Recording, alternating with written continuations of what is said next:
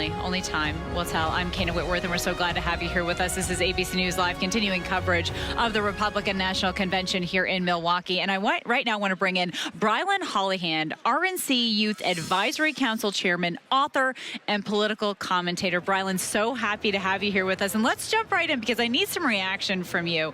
We heard Vivek Ramaswamy speak directly to Gen Z last night. He said, your generation can save this country. And he discussed the bravery that it takes to be vocal about conservative beliefs on college campuses.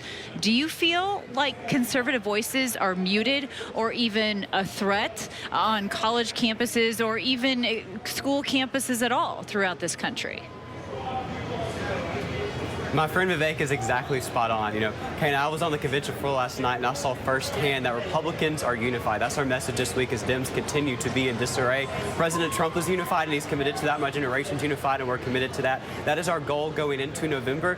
And President Trump is being strategic with that. I mean, we saw just with his VP choice, he's making sure that he's keeping the youth vote in mind. He picked J.D. Vance, a young, energetic candidate. Obviously the senator who's an outsider to politics, just like President Trump was a businessman before he became a senator. But also something I think that's cool about J.D. Vance that can also help us win youth voters, like you were talking about with Vivek saying in his speech, is that he also won a hard state in a very close election and knows how to win the nation in a close election come November. President Trump's unified, like I said, to win youth votes, and it's working, clearly, as we see in the polls. Certainly, and again, reminding everybody, J.D. Vance, just 39 years old. Also, look, Brilyn, some analysts think that this generation, your generation, could be the most conservative generation yet.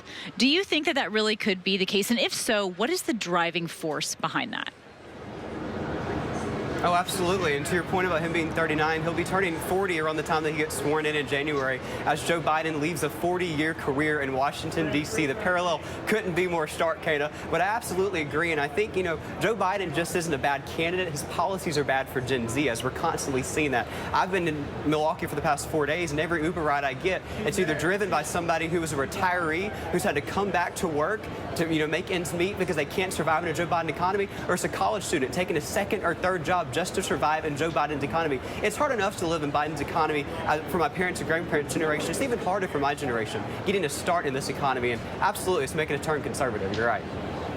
Well, let me ask you this. I know that you've been traveling all across this country. You've been speaking with voters. In terms of President Biden, what is the biggest concern that they have that they voiced to you? Yeah, so it's not an age issue, it's a mental competency issue. We saw that on the debate stage, but we've been seeing that before. We've seen that for the past 3 years as the DNC and Biden campaign's been lying to us, trying to tell us that he's sharp as a tack behind closed doors. Kana, if he acts like that in front of the cameras, I'm terrified to see what state he's in behind closed doors. But my generation's more concerned about his policies. We're more concerned about, like I said, the economy, but also the open border. We're concerned about the safety. I mean, Kana, my generation misses the days when Law and Order wasn't just the title of a TV show, it was the actual state of America here. We want that back. We want to live in a safe country. We want to live in a country with a fair democracy and a stable economy. The stakes could be higher in November. My generation realizes that, and that's why we're supporting President Trump. And I want to have an honest conversation, though, as well, about what you're hearing from these voters about their possible concerns about Trump. Sure. Yeah. So really what I've heard a lot of is that they want to see that he's authentic.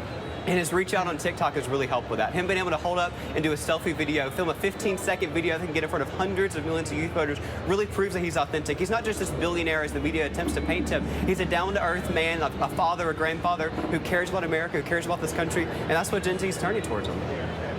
And do you think when Nikki Haley took the stage and spoke directly to those independent, moderate voters who perhaps don't agree with Trump all the time, do you think her kind of support is going to make a difference?